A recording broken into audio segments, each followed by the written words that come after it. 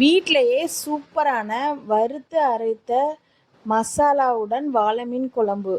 அதுக்கு முதல்ல ஃபஸ்ட்டு சட்டியில் பார்த்திங்கன்னா 1 ஸ்பூன் வெந்தயம், 1 ஸ்பூன் பெப்பர், 1 ஸ்பூன் சோம்பு, 1 ஸ்பூன் ஜீரகம் போட்டு நல்லா வறுத்து எடுத்துக்கணும்.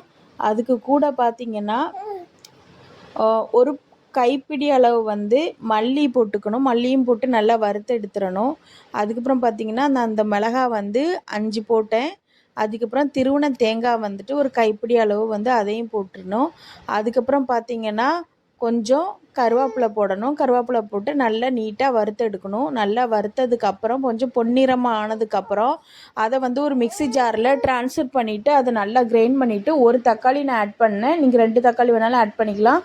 இந்த அளவு நல்லா மை போல் அரைச்சி எடுத்துக்கணும். அதுக்கப்புறம் பார்த்திங்கன்னா ஒரு சட்டியில் எண்ணெய் ஊற்றிட்டு கடுகு கொஞ்சம் போட்டுட்டு அதுக்கப்புறம் சின்ன வெங்காயம் தாளிக்கிறதுக்காக கட் பண்ணி அதையும் ஆட் பண்ணிக்கிட்டேன். கருவேப்பிலை கொஞ்சம் ஆட் பண்ணிக்கணும். இதை நல்லா தாளிக்கிற அளவுக்கு நல்லா பொன்னிறமாக வந்ததுக்கப்புறம் நம்ம ஆல்ரெடி அரைச்சி வச்சுருந்த மீன் மசாலாவை இதில் ஆட் பண்ணிவிட்டு நான் புளி தண்ணி கரைச்சி வச்சுருந்தேன். அதையும் நான் இதில் ஆட் பண்ணிவிட்டு நல்லா பச்சை வாசனை போகிறது வர நல்லா கிளறி விட்டுட்டு உப்பு தேவையான அளவு மஞ்சள் தேவையான அளவு போட்டுட்டு மூடி வச்சிடணும்.